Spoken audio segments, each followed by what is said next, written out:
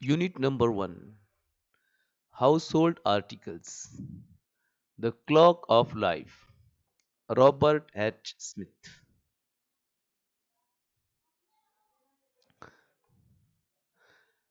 The clock of life is wound but once, and no man has the power to tell just when the hands will stop, at late or early hour.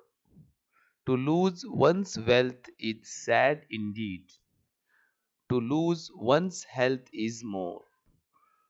To lose one's soul is such a loss that no man can restore. Today only is our own. So live, love, and toil with a will, for the clock may soon be still.